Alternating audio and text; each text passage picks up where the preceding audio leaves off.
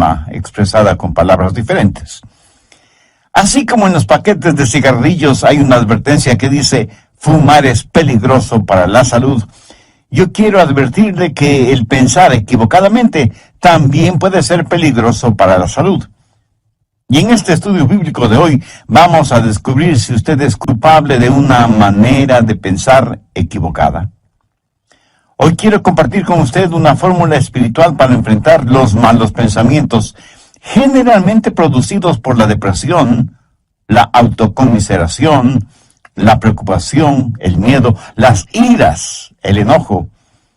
Y si alguno de ustedes piensa que nosotros los pastores no experimentamos ninguna de estas cosas, pues mi amigo le diré que está completamente equivocado.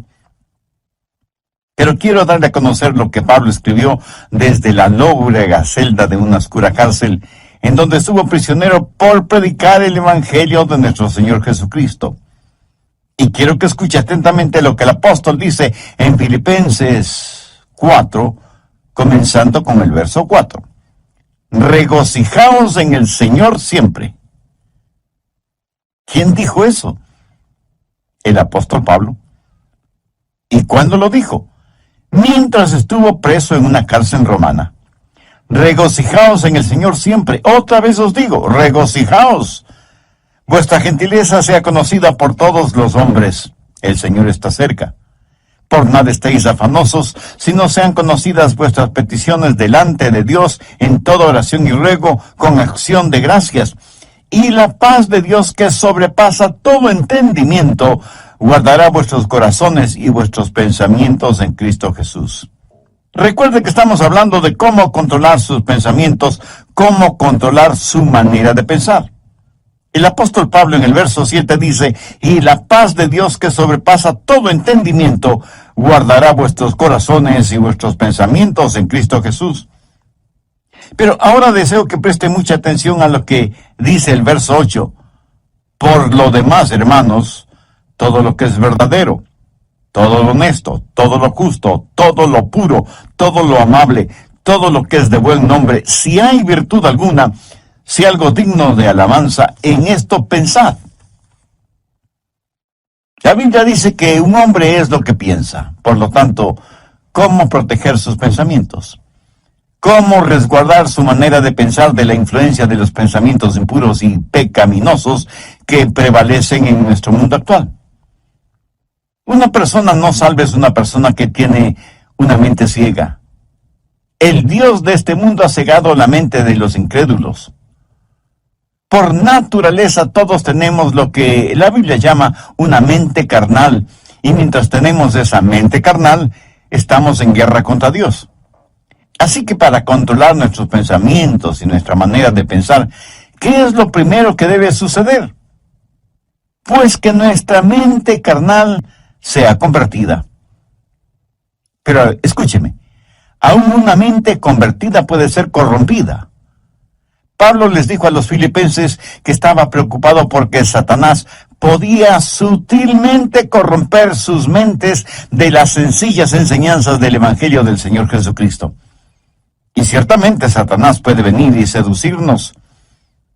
Una mente cristiana puede ser seducida y alejada de las verdades bíblicas. El diablo puede construir fortalezas en los corazones y mentes de los creyentes. Por eso, una mente que ha sido corrompida debe ser reconquistada. Debemos recuperar el terreno perdido. Escúcheme, una mente corrompida que ha sido reconquistada tiene que ser controlada por Cristo. El Señor debe estar a cargo de nuestra mente y debemos aprender a escoger nuestros pensamientos, así como escogemos a nuestros amigos, si es que tuviéramos el suficiente sentido común de escoger solo buenos amigos. Debemos tener ciertos parámetros para saber la clase de pensamientos que debemos admitir en nuestra mente y aquellos que debemos desecharlos en forma absoluta.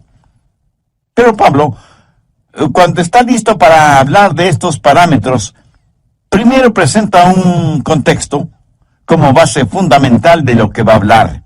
Y al preparar el escenario, Pablo habla de tres cosas. Primero, usted debe encontrar su gozo en el Señor.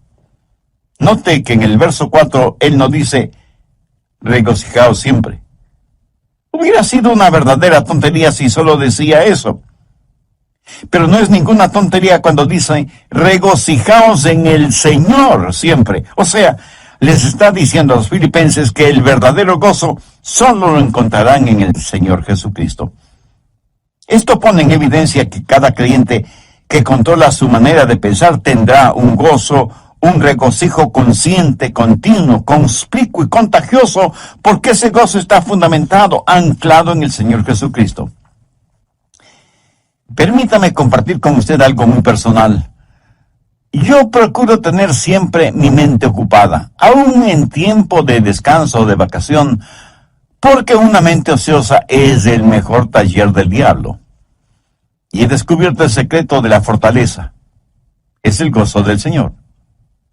Él es mi fortaleza. Y eso no es solo una frase bonita, ni parte de alguna canción espiritual preferida. Es la realidad. El Señor es mi fortaleza. Hay veces cuando dejo mi oficina y vengo a grabar estos mensajes radiales y estoy física y mentalmente cansado. Y me detengo y digo, Señor Jesús, te amo. Gracias por quien tú eres y lo que representas para mí. Tú eres en verdad mi fortaleza física, mental, espiritual y emocional. Y casi de inmediato siento el poder y la fortaleza que inunda mi cuerpo y sé, sin la menor sombra de duda, que el Señor es mi fortaleza. Y por eso me regocijo siempre en el Señor. Por favor, busque Juan 15:11. Estas cosas os he hablado para que mi gozo esté en vosotros y vuestro gozo sea cumplido. De paso, quiero decir que el gozo en Jesús es el único gozo que permanece. Si su gozo depende de alguna otra persona o de alguna cosa, ese es un gozo pasajero que no permanece. Que alguien o algo puede quitárnoslo. Yo me alegro de que el gozo de Pablo no era porque estaba en libertad, porque le hubiera sido completamente fácil decir que estaba gozoso si tenía libertad. Pero él dijo que tenía pleno gozo estando en la cárcel. Así que no tenga su gozo de las circunstancias. No pretende encontrar su gozo en las diversiones. No espere encontrar gozo genuino en los negocios. Ni se engañe creyendo que el verdadero gozo está en tener amigos, aunque sean buenos amigos. Tampoco el tener buena salud es fuente de gozo verdadero. Todas estas cosas que he mencionado le pueden proporcionar ciertas alegrías pasajeras, pero nunca un gozo genuino y verdadero. El único manantial de gozo profundo y permanente es el Señor Jesucristo. Regocijaos en el Señor siempre. Otra vez digo, regocijaos. Segundo, recuerde que Dios siempre está cerca. Reconozca la presencia de Dios continuamente. Pablo en el verso 5 de Filipenses 4 dice, vuestra gentileza sea conocida de todos los hombres, el Señor está cerca. Escúcheme, la expresión el Señor está cerca no es en referencia a la segunda venida de Cristo, sino que describe la realidad de lo que Pablo estaba experimentando en esa prisión romana. Y él dice, el Señor está aquí, conmigo, aún en esta celda. En Juan 14:16, el Señor Jesús dijo, y yo rogaré al Padre, y os dará otro consolador, para que esté con vosotros para siempre. La forma de tener una saludable actitud mental es encontrando gozo en el Señor y estar consciente de la constante presencia de Dios. Cuando usted hace esto, lo maravilloso es que Jesús le ayuda a llevar sus problemas. Es como si Pablo estuviera diciendo, aunque estoy aquí en la prisión, el Señor Jesús está conmigo. ¿Sabe? El Señor Jesús no vino para sacarle de los problemas, sino para vivir esos problemas con usted. ¿No es eso maravilloso? El otro día estuve leyendo acerca de unos prisioneros en la época de José Stalin en Rusia, cuando perseguían ferozmente a los cristianos y los mataban. Un grupo de 20 cristianos estaba reunido en un edificio cuando Stalin, al frente de un pelotón de soldados, entró en el recinto y comenzó a hacer una lista de quienes estaban reunidos allí. Un oficial vino y le informó que había 30 personas. Entonces uno de los cristianos dijo: oficial, está equivocado. Estamos aquí 31 personas porque Jesús está aquí con nosotros. Qué hermoso, ¿no le parece? Tercero, rehúse el preocuparse por todo. Filipenses 4:6. Por nada estéis afanosos, sino sean conocidas vuestras peticiones delante de Dios en toda oración y ruego, con acción de gracias. ¿Lo captó? Por nada estéis afanosos. En el original griego esta frase conlleva la idea de algo que se desgarra. Y eso es exactamente lo que la preocupación hace, nos desgarra interiormente. En un lado está el temor y en el otro lado está la esperanza, y usted se encuentra exactamente en la mitad. ¿Qué es lo que Pablo dice? Por nada estéis afanosos. En varias de sus enseñanzas, el Señor Jesucristo dejó muy claro que no valía la pena el vivir lleno de preocupaciones. Con las preocupaciones, nadie ha podido añadir ni un solo centímetro a su estatura, ni ha podido solucionar algún problema, o disminuir una carga, o secar una lágrima. La preocupación, mi amigo, no tiene ningún valor y además es una gran pérdida de tiempo. Consume nuestras energías. La preocupación no sirve absolutamente para nada. La preocupación no quita la incertidumbre del mañana, pero sí succiona la energía de hoy y cubre con sus oscuras nubes el brillo del sol de hoy. Jesús dijo que son los paganos los que se preocupan desmedidamente por todo, y que nosotros como hijos e hijas de Dios no debemos ser como ellos porque Dios cuida de nosotros. Pablo se prepara para decirnos cómo proteger nuestros pensamientos, y por eso pone como trasfondo el gozo del Señor, para que reconozcamos que Cristo siempre está con nosotros, para que dejemos de preocuparnos desmedidamente por todo. ¿Pero cómo hacerlo? Por nada estéis afanosos, si no sean conocidas vuestras peticiones delante de Dios en toda oración y ruego con acción de gracias. ¿Tiene usted algún problema que lo considera como un gran problema? Deseo que este mismo momento piense en el problema más grande que usted está enfrentando en la actualidad. ¿Ya lo tiene en su mente? Bien. Ahora, duplíquelo en tamaño. Sí que es enorme, ¿verdad? Ahora, permítame preguntarle, ¿es este su problema más grande que Dios? ¿O demasiado grande para Dios? Por supuesto que no. Véalo a la luz de Dios, recordando que para Dios no hay nada imposible. Y si usted puede orar por las cosas grandes, eso quiere decir que también puede orar por las cosas pequeñas. El peligro no es que fallemos en orar por las cosas grandes, sino que dejemos de orar por las cosas pequeñas. Por eso el consejo de Pablo es: sean conocidas vuestras peticiones delante de Dios en toda oración y ruego con acción de gracias. Cuarto, desarrolle un espíritu de gratitud. Esto es en preparación para que usted pueda revisar su manera de pensar. Puede evaluar sus pensamientos para saber si los deja o no entrar en su corazón y en su mente. Tenga un espíritu de gratitud.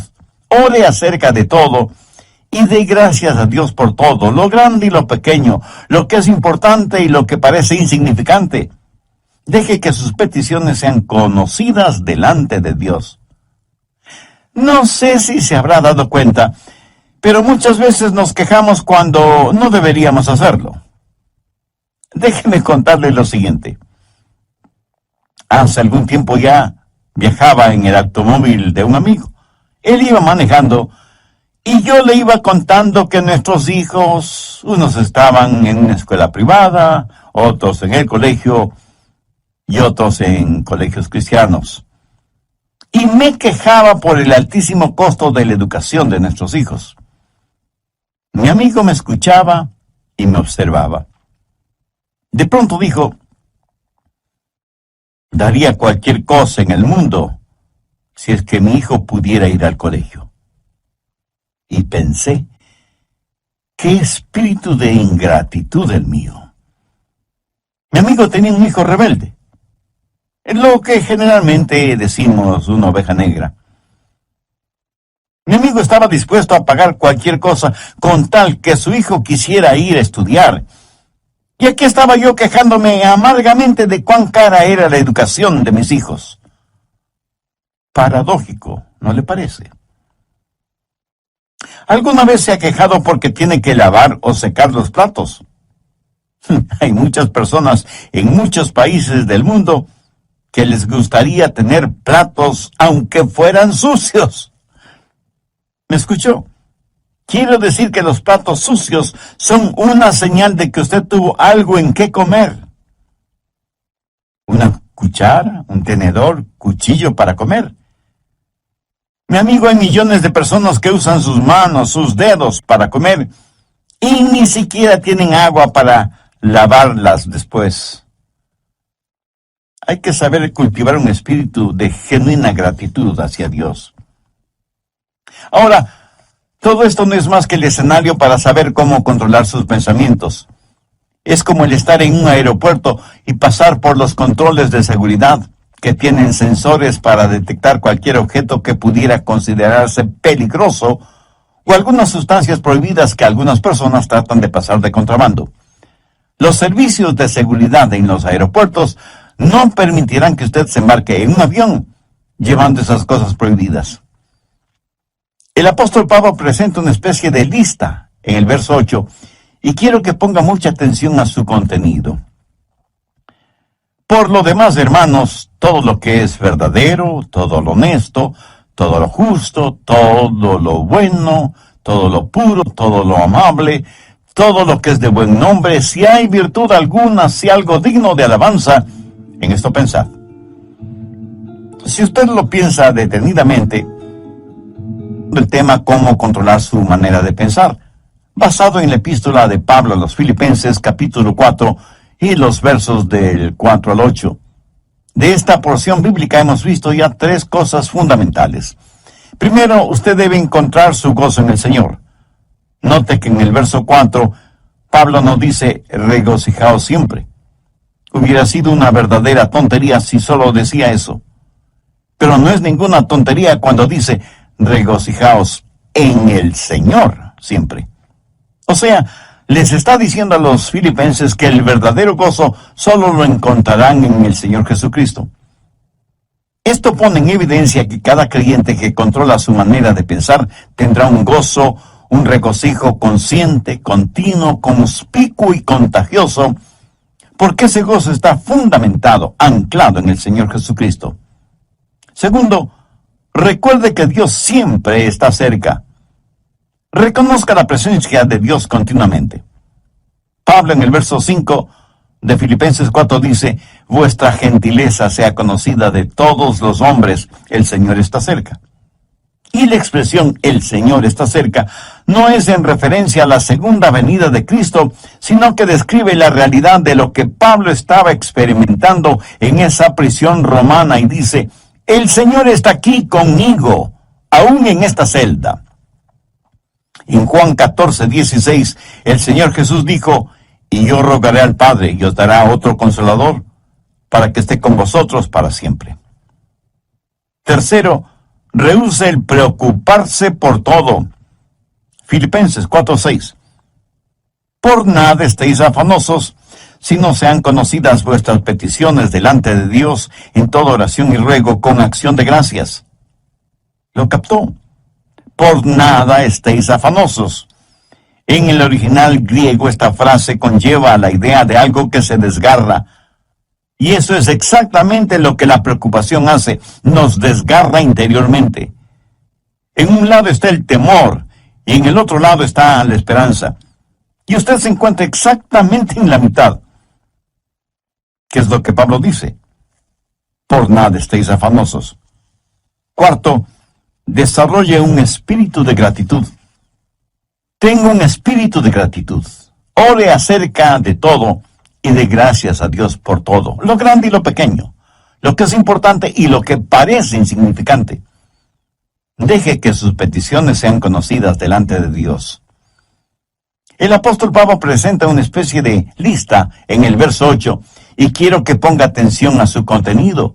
Por lo demás, hermanos, todo lo que es verdadero, todo lo honesto, todo lo justo, todo lo bueno, todo lo amable, todo lo que es de buen nombre, si hay virtud alguna, si hay algo digno de alabanza, en esto pensad. Bien, ahora quiero que note algunas cosas muy importantes. Primero, la prueba de la dependencia o confianza. Aquí debemos hacernos algunas preguntas. ¿Es verdadero? ¿Puedo confiar en eso? ¿Puedo depender de eso? Todo lo que es verdadero. ¿Sabe que vivimos en una generación que no pregunta si algo es verdadero? La pregunta importante en nuestros días es, ¿trabaja? ¿Da resultado? No deje que ninguna cosa prohibida penetre en los recintos de su mente y que cómodamente se instale allí. No la absorba en su corazón, ni la haga parte de su filosofía de la vida.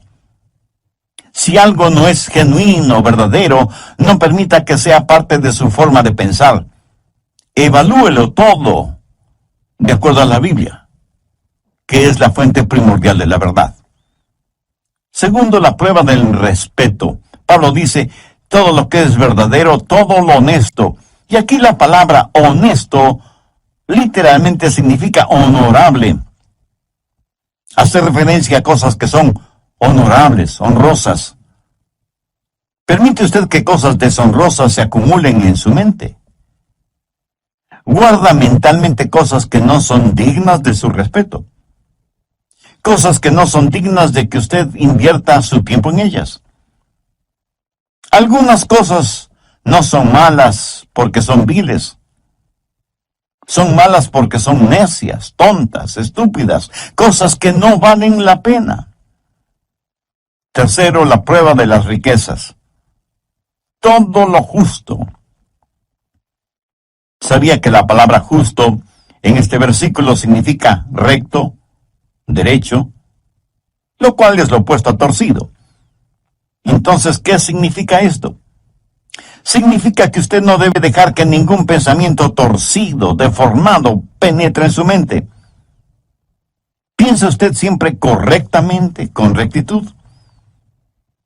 En mis estudios bíblicos, predicación y tiempo devocional, siempre trato de pensar con rectitud, honestamente.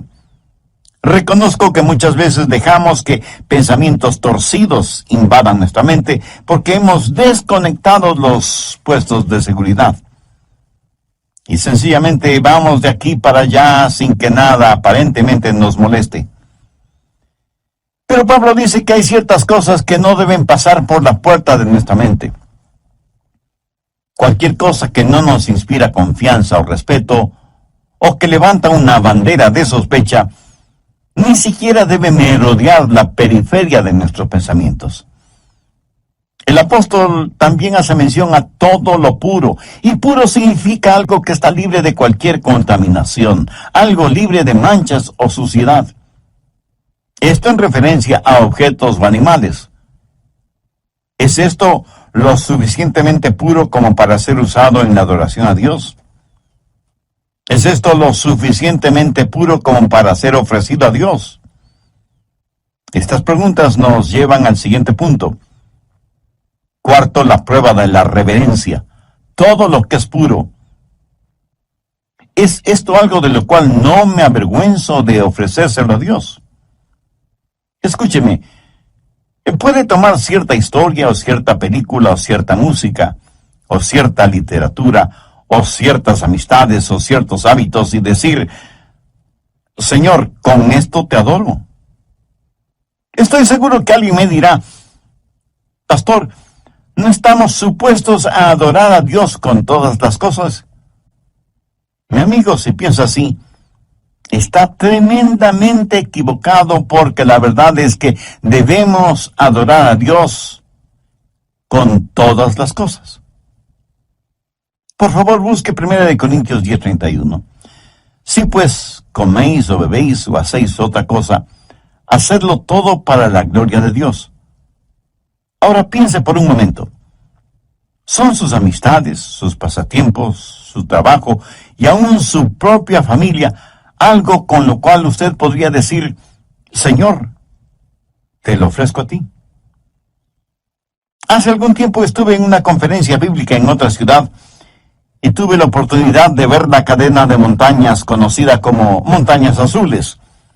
Justo en la estación del año, cuando las hojas de los árboles se vuelven amarillas, rojas, azules, doradas y, en fin, tienen todos los colores del arco iris. Mi esposa y yo nos quedamos asombrados y maravillados de ver la creación de Dios en toda su espléndida belleza. Y me acuerdo que dije: Señor, esta es una extraordinaria experiencia que me mueve a adorarte más y más. Este buen tiempo que nos permites tener, este regocijo espiritual interno, esta belleza que nos rodea, que proviene de ti, todo te lo dedico a ti, porque no solo está lleno de armonía y de encanto, sino de inmaculada pureza. Señor, tú eres digno de nuestra adoración. Amigo, escúcheme. Si cualquier cosa que usted hace no pasa la prueba de la reverencia, o sea, no es algo que pueda ofrecerle a Dios, no se atreva a insultar a Dios presentándosela. Si cualquier relación personal o actividad o recreación o negocios o lo que sea no tiene el distintivo de reverencia hacia Dios, ni siquiera lo piense. Quinto, la prueba de la relación. Pablo continúa diciendo: todo lo que es de buen nombre. En el original griego, esta frase literalmente dice: aquellas personas o cosas que causan que se las ame. ¿Qué es lo que causa que usted ame? Si piensa en aquello que causa que usted critique injustamente o que provoca división entre otras personas, eso es erróneo, negativo, malo. Todo lo que es de buen nombre tiene la connotación de ser guiados hacia el amor. Lo que piensa le guía hacia el amor. Tal vez alguien me pregunte: Pastor, ¿eso significa que tengo que aprobar lo que otras personas hacen? Sí y no. Si lo que hacen es bueno, beneficioso, ejemplar, útil, usted lo aprueba. Si es algo negativo, perturbador, divisivo o destructivo, por supuesto que usted no debe aprobarlo. Y no se necesita ser un genio para entender esto, ¿verdad? Pero el que no apruebe lo que otras personas hacen, por la razón que sea, eso no significa que no debe amarlas. Dios nos acepta a cada uno de nosotros, aunque obviamente no aprueba lo que como pecadores hacemos. Sexto, la prueba del refinamiento.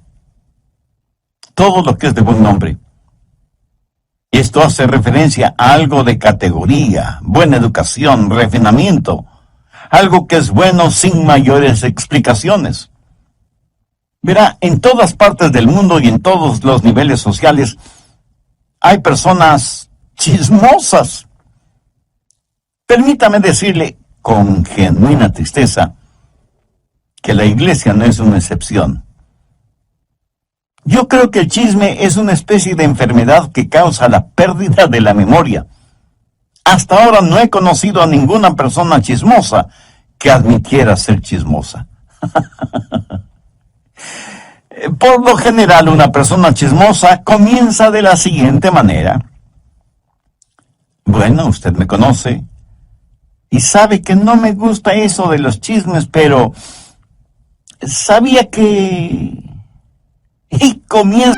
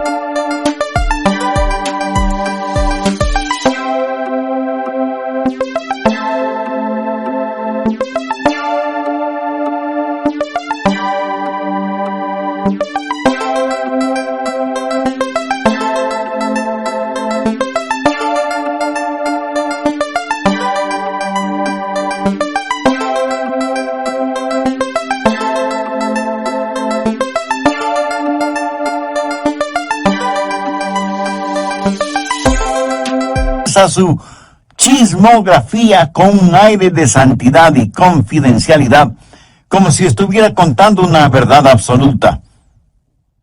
¿Conoce usted a personas así? Ahora, si una persona hace algo y no sabe que lo ha hecho, debo pensar que esa persona tiene un tornillo suelto en su cerebro. Lo triste es que hay personas a quienes les gusta, les deleita el escuchar cosas que no son de buen nombre, relacionadas con otras personas. La gente usa sus oídos como tarros de basura y luego se sorprenden de que los demás siempre estén botando basura verbal en sus oídos. Y la gente bota basura en sus oídos porque sabe que a usted le gusta escuchar esa basura. Y por eso usted sabe de todo el lodo moral, emocional y espiritual que hay en su barrio. En lo negativo, usted sabe todo de todos. La clase de personas que son los nuevos vecinos, que a determinada jovencita ya no se la ve porque está embarazada sin haberse casado, y sus padres, para evitarse la vergüenza, la mandaron a vivir con sus abuelos, que viven muy lejos, que el hijo de los Pérez está preso por manejar en estado alcohólico, etcétera, etcétera. Y la gente permite que todos estos malos pensamientos tomen residencia en su corazón y su mente.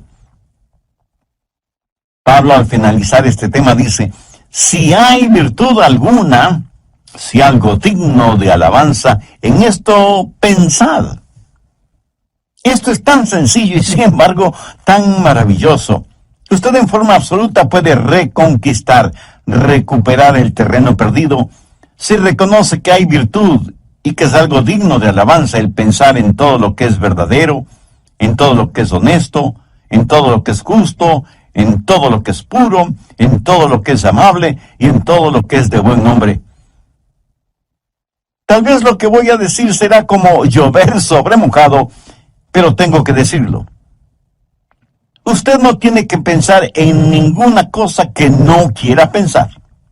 Pero escúcheme, usted debe pensar en algo. Usted no puede controlar su vida mental poniendo a su mente en neutro. Debo pensar en algo.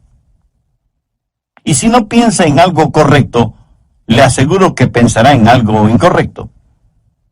Si usted no está pensando en algo bueno, tenga la certeza de que terminará pensando en algo malo. La fórmula para no tener malos pensamientos no es tratando de no tener malos pensamientos. Por ejemplo, trate de no pensar en un submarino ahora mismo. ¿Está seguro que no está pensando en un submarino en este mismo instante? Bien, la única forma para no pensar en un submarino en este momento no es tratando de no pensar en un submarino, sino tratando de pensar en algo diferente. Y las personas que están tratando de no pensar en un submarino están pensando en el submarino acerca del cual tratan de no pensar. Qué interesante, ¿verdad? El apóstol Pablo, escribiendo a los hermanos, a la iglesia en Roma, les dijo: no seáis vencidos de lo malo, sino vence con el bien el mal. Deje que los buenos pensamientos inunden su mente y mantenga su corazón y su mente enfocados en el Señor Jesucristo. En Filipenses 4:7 leemos: y la paz de Dios, que sobrepasa todo entendimiento, guardará vuestros corazones y vuestros pensamientos en Cristo Jesús. Es casi imposible de explicar, pero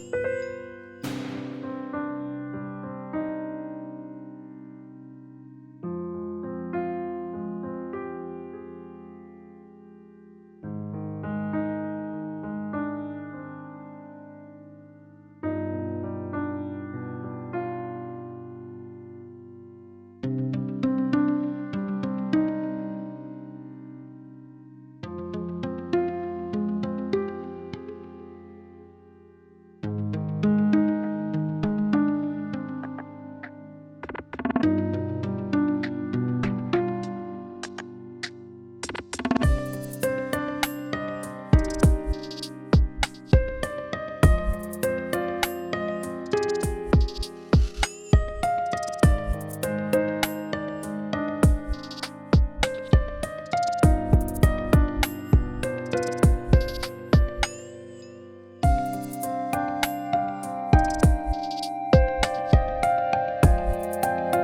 Estamos llamados a tener la mente de Cristo. Por lo tanto, debemos aprender a tener los pensamientos de Dios en Cristo y utilizar la normativa que Pablo nos da en Filipenses 4 como punto de seguridad por donde deben pasar todos los pensamientos antes de que tomen residencia en nuestros corazones y mentes. Y sea agradecido con Dios por su preciosa palabra. Debemos orar para que nos ayude a mantener nuestros pensamientos, nuestras mentes, nuestros corazones bajo la sangre de Cristo. Entre quienes me escuchan en este mismo momento, ¿habrá alguien que quiera entregar su corazón al Señor Jesucristo? Alguien que quiera ser salvo, independientemente de la edad que tenga o del nivel social o financiero al que pertenezca. Alguien que quiera tener un verdadero propósito para vivir y una firme esperanza a la hora de morir. Si usted puede hacer esa decisión espiritual ahora mismo, si ese es su deseo, le invito a orar conmigo una corta oración. Mi oración será únicamente para guiarle. Ore con sus propias palabras y puede orar en voz alta o en voz baja o silenciosamente si lo prefiere, pero ore con fe, con sinceridad, con convicción. Querido Dios, reconozco que mis pensamientos no siempre son puros, ni honestos, ni dignos. Y esto revela mi condición de pecador, a pesar de ser religioso. Hoy me acerco a ti en busca de tu misericordia y tu gracia. Señor Jesús, sé que me amas y que quieres salvarme, y que por eso entregaste tu vida en la cruz del Calvario